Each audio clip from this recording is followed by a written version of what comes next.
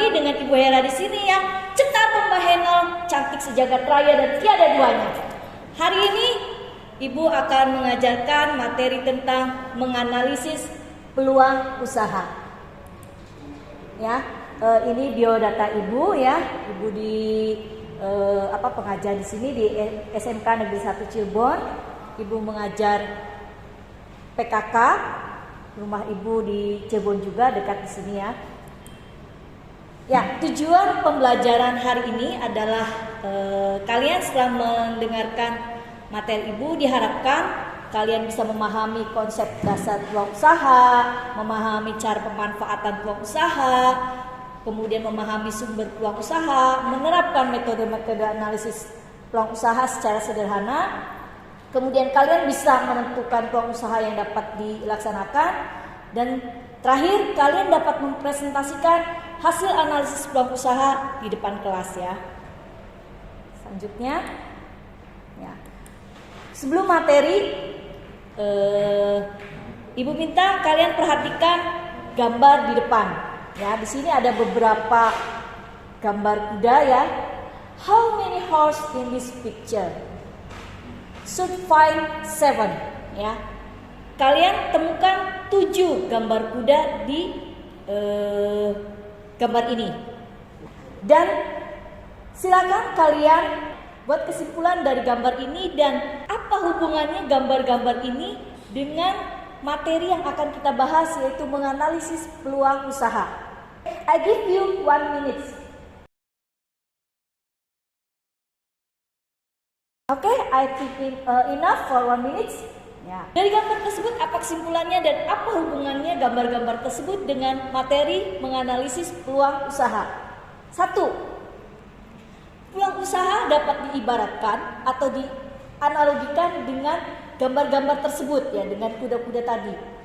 Gambar kuda tadi ada yang terlihat jelas ya, gamblang ya. Kemudian ada yang tersembunyi, ada yang samar-samar. Namun jika kita dapat melihat dengan jeli, teliti, fokus, konsentrasi, maka gambar itu akan terlihat walaupun gambar itu tersembunyi atau sama-sama. Itu kesimpulan yang satu. Kesimpulan yang kedua, semakin banyak gambar yang terlihat, maka semakin banyak peluang usaha yang ada. Ya, terdeteksi peluang usahanya. Kemudian yang ketiga adalah semakin mudah dilihat, maka semakin mudah juga orang dalam melihat peluang usaha, maka makin banyak pesaingnya. Ya, contoh, ya, jika kamu melihat di sini sekitar ini banyak orang. Ya, ada sekolahan, ada kantor. Orang pasti akan berpikir, saya mau bikin usaha fotokopian, jual ATK dan sebagainya. Kemudian buka usaha makanan. Maka orang yang lain juga akan berpikir yang sama.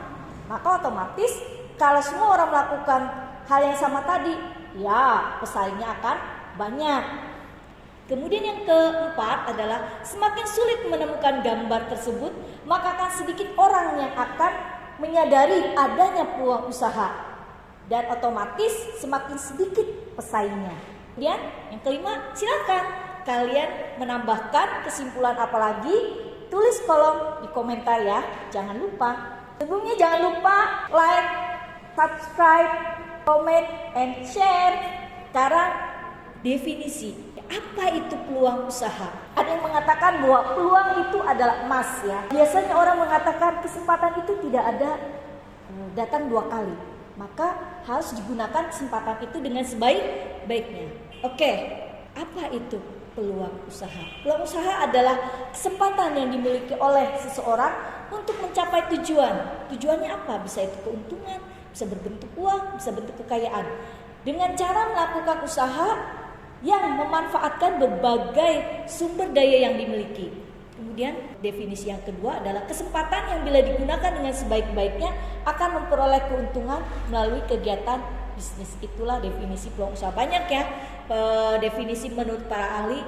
Ini hanya kesimpulan Ibu saja merangkum dari berbagai macam teori yang ada. Kemudian apa itu analisis peluang usaha? Yaitu suatu analisis yang bertujuan mengetahui apakah usaha tersebut dapat dikerjakan, dilaksanakan, dan memberi keuntungan di kemudian hari. Dan salah satu tujuan dari analisis peluang usaha itu untuk mengetahui apakah usaha atau bisnis tersebut layak atau tidak untuk dilaksanakan. Kemudian untuk mengetahui keuntungan dan kerugian dari usaha tersebut ke depannya. Jadi penting ya, jika kalian sudah menemukan peluang usaha yang ada, maka harus dianalisis. Bisa tidak, memungkinkan tidak, untung tidak atau rugi. Nah, kalau misalkan banyak ruginya ya nggak usah, ya. Dan kalaupun yang ketemu ruginya harus dianalisis. Bagaimana meminimalisir atau menghilangkan kerugian tersebut? Karena tidak ada bisnis yang tidak ada resikonya. Namanya bisnis itu pasti memiliki resiko. Sekecil apapun pasti ada. Jadi tidak usah takut ya untuk berbisnis. Nah, kemudian kalau sudah dapat nih untuk bagaimana cara menggali dan memanfaatkan peluang usaha. Nah, yang pasti seorang wirausahawan itu harus berpikir positif dan kreatif. Bagaimana cara berpikir positif dan kreatif? Ini satu, seorang wirausahawan itu harus percaya bahwa usaha atau bisnisnya dapat dilaksanakan. Dapat dulu dilaksanakan. Kalau tidak memungkinkan, nggak usah, jangan diambil. Yang kedua, menerima gagasan baru. Kemudian yang ketiga, bertanya pada diri sendiri. Yang keempat, mendengarkan saran orang lain. Kadang-kadang kita itu suka mengabaikan ya saran orang lain, menganggap enteng, padahal itu penting. Kemudian mempunyai etos kerja yang tinggi. Yang terakhir adalah pandai berkomunikasi. Sedangkan cara memanfaatkan peluang usaha menurut Dr. DJ Schwartz ya hampir sama dengan yang tadi. Bahwa satu, percaya dan yakin bahwa usaha kita bisa dilaksanakan. Yang kedua, jangan bergaul pada lingkungan statis yang akan melumpuhkan pikiran. Kadang-kadang kita punya teman, kita punya gagasan apa tuh suka jangan mau, nggak mungkin. Nah itu jangan didengarkan, tinggalkan saja lingkungan seperti itu. Kemudian yang ketiga, senantiasa bertanya pada diri sendiri, bagaimana saya dapat melakukan usaha yang lebih baik? Do I get better ya? Kemudian yang keempat adalah bertanya dan mendengarkan. Kemudian yang terakhir adalah perluas pikiran. Ada unsur-unsur yang harus dimiliki oleh seorang wirausahawan agar mencapai sukses dalam usaha. Ini menurut Paul Charlock. Satu, work hard, kerja keras. Ya. Kemudian yang kedua adalah work smart, kerja cerdas. Yang kemudian yang ketiga adalah enthusiasm, kegairahan, semangat ya. Kalau nggak ada semangat, loyo ya, salam. Kemudian yang terakhir adalah service, pelayanan. Kadang-kadang siswa itu bingung ya, Bu, bagaimana cara mendapatkan ide atau sumber peluang usaha itu dari mana? Sebenarnya banyak. Sumber peluang usaha itu banyak sekali. Bisa dari internal, bisa juga dari eksternal. Contoh dari internal ada dari diri sendiri, dari cita-cita. Saya cita-citanya ingin menjadi pengusaha. Ya berarti itu adalah suatu peluang usaha. Berarti sudah ada dorongan dari diri sendiri untuk menjadi seorang wirausaha atau pengusaha. Kemudian dari hobi. Kalian punya hobi, misalkan menggambar. Menggambar tersebut akhirnya bisa menjadi ladang bisnis jika dimanfaatkan dengan sebaik-baiknya. Contoh, kamu bisa menggambar, akhirnya bisa menggambarkan gambar rumah, bisa menggambarkan orang, kan pasti dapat bayaran dong. Nggak mungkin free terus, sekali dua kali bisalah gratis. Masa harus gratis terus? Nah itu kalau ditekuni dengan sungguh-sungguh dan digarap dengan profesional, tentu akan menjadikan ladang bisnis. Dari eksternal adalah contohnya komplement dari produk yang ada. Apa sih contohnya? Contoh begini, ya. Sekarang ada lagi musim ya orang HP, jualan HP. Komplement yang ada tuh menambahkan ya. Nah, HP tuh butuh apa sih? Oh, butuh casing. Oh, butuh pernak-pernik apa gitu. Nah, itu tuh namanya komplement dari produk yang sudah ada. Misalkan ada rumah makan atau jualan bakso yang laris manis. Nah, kamu jualan minumannya di sebelahnya. Jus atau apa dan sebagainya itu tuh merupakan komplement dari produk yang ada. Kemudian ada juga dari membaca, melihat dan mendengarkan. Ini pengalaman ibu sendiri ya. Ibu punya usaha rental ya, rental motor dan rental mobil yang namanya Ale Rental. Bisa kamu klik di Google Ale Rental, sekali promosi ya. Ide itu berasal dari pengalaman teman. Ya, pengalaman teman pergi ke Jogja. Dia menyewa motor dan kesulitan pada saat ingin menyewa, harus ini dan itu. harus menyediakan dokumen-dokumen asli. Nah, jadi pengalaman tersebut, jadi ibu ngobrol dengan suami di rumah ya. Wah, berarti ini adalah suatu peluang usaha untuk di Kota Cirebon. Karena di Kota Cirebon ibu lihat belum ada usaha yang merentalkan motor. Kalau mobil udah banyak ya. Akhirnya berdasarkan cerita dan mendengarkan cerita orang lain, pengalaman orang lain, maka ibu melakukan analisis kecil-kecilannya, apa iya bisa dilaksanakan di Kota Cirebon ya. Ibu dan suami melakukan analisis pengusaha. Oh, Kota Cirebon ternyata mau ada jalan tol. Kemudian di Cirebon itu banyak sekarang hotel-hotel baru. Kemudian banyak kuliner. Otomatis membutuhkan jasa transportasi. Kalau mobil sudah banyak ya. Dan akhirnya ibu memberanikan diri untuk membuka usaha rental motor tahun 2015 dengan nama Ale Rental. Dari 2 motor itu kemudian alhamdulillah bisa berkembang sampai dengan sekarang tahun 2021 ya, sudah memiliki 30 unit motor ya. Walaupun sudah kehilangan juga 5 unit motor ya. Itulah resiko dari usaha ya, pasti ada resikonya. Untuk tekanan di sini ya, tekanan atau keluhan, hambatan, masalah yang ada di sekitar kita. Jadi jangan sampai keluhan atau masalah yang ada di sekitar kita abaikan. Justru itu bisa menjadikan peluang usaha. Ya, makanya kita harus jeli. Harus bisa menangkap itu semua. Seperti gambar-gambar kuda tadi ya, ada yang sama-sama dan ada yang jelas. Nah, masalah tadi contoh di sekitar rumah kita, kesulitan air bersih. Maka itu bisa dijadikan peluang usaha. Kita bisa jualan air bersih, ya buka usaha depot air dan sebagainya. Sekitar kita banyak sampah berserakan. Sampah-sampah tersebut bisa menjadikan ladang uang loh. Jadi bisa dijadikan peluang usaha.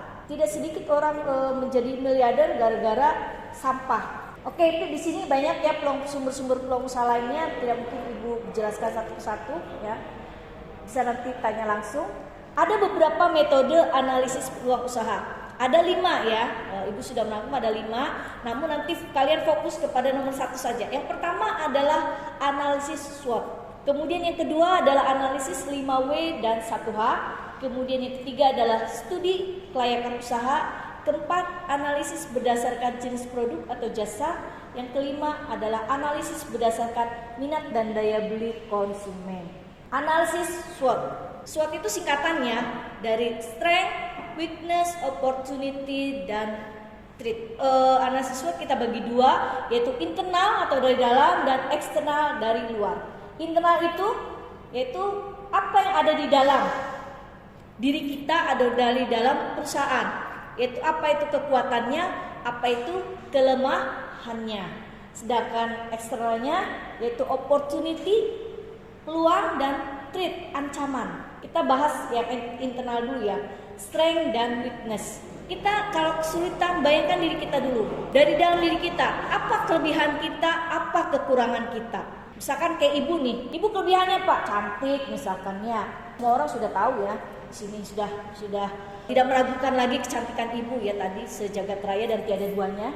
Kemudian kelemahannya Pak, oh ternyata kelemahan ibu cuma 1, kurang tinggi. Maka bagaimana cara menutupi kelemahan ibu yang kurang tinggi gitu kan? Nah, ibu harus pakai hak yang tinggi gitu biar kelihatan tinggi. Ibu jangan menggunakan baju-baju yang motifnya besar-besar sehingga ibu kelihatan tinggi. Nah itu, jadi dengan adanya analisis SWOT itu sangat penting. Terutama bagi yang punya usaha. Apa itu kelebihannya? Oh, kelebihannya dari sumber daya manusianya, misalkan dia hebat-hebat, solid, punya rasa tanggung jawab yang tinggi, komitmen dan sebagainya. Kelemahannya apa? Pasti kan ada kelemahannya. Misalkan kebijakan-kebijakan yang diberikan perusahaan masih kurang, nah, itu dari dalam. Ya, itu dari dalam perusahaan. Modalnya besar, maka menjadi kelebihan. Modalnya kecil, maka menjadi kelemahan. SDM-nya bagus, jadi kelebihan. SDM-nya jelek, jadi kekurangan. Kemudian peralatan-peralatan, aset-aset yang dimiliki oleh perusahaannya bagus, itu merupakan kelebihan. Aset-asetnya yang kurang, ya menjadi kelemahan. Itu contoh-contohnya. Kemudian dari eksternal, yaitu opportunity, peluang, dan ancaman. Peluangnya apa? Nah, contoh misalkan ya, ibu tadi kelebihan ibu bisa dijadikan sebagai peluang. Nah, contoh ibu tadi kelebihan ibu kan cantik ya, ibu sudah S2 misalkan ya. Nah itu ibu punya peluang, mau jadi kepala sekolah nih, itu peluang dari kekuatan yang ibu miliki. Jadi kekuatan itu bisa kita jadikan sebagai suatu peluang. Pengen naik nih, ibu jadi kepala sekolah, pengen naik nih jadi pengawas. Itu ya contoh mudahnya seperti itu. Kemudian ancaman. Nah, ancaman itu salah satunya yang paling nyata adalah pesaing. Kalau bisnis itu pesaing. Siapa pesaing kita? Siapa kompetitor kita? Contoh, ibu punya bisnis tadi Ale Rental. Apakah ibu memiliki pesaing? Oh, ada. Pesaing-pesaing sekarang sudah mulai muncul ya, rental-rental motor di kota Cirebon. Tetapi tinggal bagaimana menyikapi pesaing-pesaing itu harus dibuatkan strategi untuk membuat langkah-langkah selanjutnya. Kalau ibu memilih strategi, pesaing itu tidak dijadikan sebagai ancaman, tetapi ibu jadikan sebagai mitra. Nah, ibu kalau misalkan ada kekurangan unit motor, maka ibu telepon para kompetitor itu, Mas, Mbak, saya kurang unit nih. Ada yang sewa, mau nggak nih saya lempar ke Mas, ke Mbak. Nah, seperti itu. Jadi dijadikan mitra, ya, tidak dijadikan musuh, ya, apalagi sampai berusaha menjegal dan sebagainya. Tidak, jangan ya. Tapi itu terserah kepada kalian. Tinggal bagaimana menyikapi pesaing. Itu ancaman yang paling nyata itu yaitu pesaing. Analisis 5W plus 1H yaitu ya mungkin kalian sudah tahu ya, yaitu what, why, when, where, who, dan how. What itu jenis usaha apa yang akan diambil, why mengapa kita memilih usaha tersebut, when itu kapan memulai usaha, di mana lokasinya, siapa yang akan terlibat dalam kegiatan bisnis tersebut, dan how bagaimana caranya.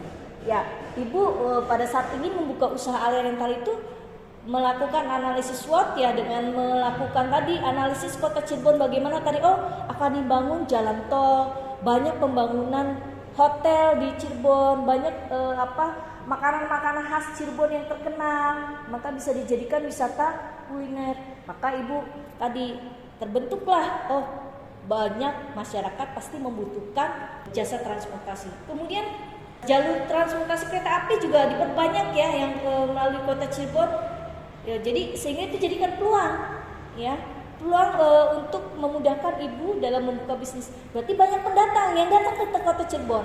Dan setelah melakukan analisis SWOT itu, ibu juga menambah dengan tadi 5W plus 1H. Siapa nanti, kan waktu itu dua-duanya ibu dan suami itu sama-sama bekerja, siapa yang akan melaksanakan? Ya sudah, akhirnya jualannya lewat internet. Jadi jangan lupa klik Ale Rental, di situ kalian akan menemukan jasa transportasi motor dan mobil. Studi kelayakan usaha mungkin tidak banyak ibu bahas ya, bisa kalian baca sendiri. Kemudian yang keempat adalah analisis berdasarkan jenis produk dan jasa. Kemudian yang kelima adalah berdasarkan minat dan daya beli konsumen. Nah, ini yang penting lagi nih. Jika kalian sudah menemukan usaha yang dirasa dapat dilaksanakan, apa yang harus dilakukan? Nah, di sini melakukan analisis lagi. Tadi selain analisis SWOT tadi, analisis kebutuhan pasar. Siapa yang akan disasar? Ya, tadi ibu buka usaha rental, siapa? Ya, ibu menyasarnya adalah para pendatang yang datang ke kota Cirebon. Dia tidak mempunyai transportasi. Ya, mengapa ibu memilih motor, lebih fokus kepada motor? Karena Cirebon itu sudah macet ya, sehingga ibu memilih motor kan lebih simple, lebih mudah dalam melakukan perjalanan. Ya. Kemudian analisis kebutuhan materi dan produk. Ya. Kemudian yang lanjut setelah materi dan produk, misalkan kalau tadi bisnis motornya ada enggak? Ya, belinya di mana? Nah, analisis keberlanjutan usaha ke depan. Kira-kira usaha yang ibu lakukan itu bisa berjalan panjang tidak? Oh, ibu insya Allah motor banyak dealer, selama dealer itu masih buka, kebutuhan materi dan pokok ibu masih aman dong gitu kan. Contohnya gini, kalau misalkan kalian ingin membuka usaha keripik tempe ya, jadi analisis ini dilakukan setelah menemukan usahanya. Kalau tadi analisis SWOT, analisis 5W+1 itu untuk cari dulu peluang usaha apa. Setelah dapat usahanya apa dan memungkinkan untuk dilaksanakan, baru lakukan analisis lanjutan, analisis perusahaan, yaitu satu menganalisis kebutuhan pasar atau konsumen tadi ya, kebutuhan pasar, siapa yang menjadi konsumennya, siapa yang menjadi sasarannya ya, sehingga kita harus nanti kalau sudah tahu usahanya menengah ke atas, berarti kemasannya harus bagaimana, harus cantik, kemudian dari segi performa harus tampil oke lah. Tapi kalau misalkan hanya sekedar paksa pasar yang menengah ke bawah, mungkin performance tidak terlalu penting. Kemudian yang kedua, analisis kebutuhan materi dan produk. Tadi kita buka usaha keripik tempe. Tempenya gampang tidak cari di pasar. Di pasar mana tempenya yang murah, enak ya? Apakah gampang, mudah dalam mencarinya? Yang kemudian yang ketiga adalah analisis keberlanjutan usaha ke depan. Kira-kira tempenya itu selalu tersedia tidak? Jangan sampai kita usaha tadi seperti ngejalan tempo ya, tempo ada, tempo nggak ada, repot kalau kayak gitu ya. Jadi harus ada keberlanjutan usaha ke depannya, langgeng gitu ya. Tempenya akan tersedia sepanjang masa. Itu aman kita melakukan usaha tersebut. Kemudian analisis persaingan usaha. Nah, kita harus tahu para kompetitor kita. Siapa saja? Oh, kalau misalkan saya buka usaha di daerah Jalan Perjuangan misalkannya, kira-kira kompetitornya yang terdekat di mana tuh? Oh, kalau kompetitornya di daerah Kuningan, jauh lah kalau Kuningan mah. Tapi tidak boleh mengecilkan hal-hal seperti itu ya, tidak boleh. Kemudian strateginya apa dalam menghadapi pesaing-pesaing kita? Kemudian langkah selanjutnya adalah analisis pendapatan dan pengembangan. Itu penting. Nah, apakah dalam berbisnis itu bagaimana modalnya, kemudian apakah untung atau rugi? Karena kalau misalkan kita usaha kan ingin berkembang, ya. Kalau misalkan kita rugi terus, bagaimana usaha kita akan berkembang? Buka cabang di sana sini jika rugi terus. Makanya itu perlu dilakukan analisis. Oh, ternyata kita boros di sini. Jangan di tempenya di sini mahal, di sini ada yang lebih murah dan sebagainya. Itu perlu diperhatikan dan dianalisis. Kemudian mungkin materi tentang menganalisis usaha cukup ya. Lanjutnya adalah tugas untuk anak-anak ibu SMK Negeri 1 Cirebon yang hebat-hebat. Buat kelompok yang terdiri dari 4 orang, kemudian amati lingkungan sekolah dan lakukan analisis SWOT dengan sederhana.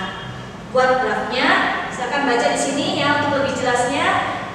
Baca tanda di sini di PowerPoint itu. Tapi kalau masih bingung, bisa itu kamu tanya Japri bisa ya. 24 jam ready ya. Kemudian nanti kalau sudah selesai, kalian nanti presentasikan hasil analisisnya di depan kelas. Demikian materi hari ini tentang menganalisis peluang usaha. Semoga apa yang sudah disampaikan bisa bermanfaat untuk kalian dan bisa dijadikan ide untuk berbisnis yang mudah, yang kreatif. Demikian, wabillahi taufiq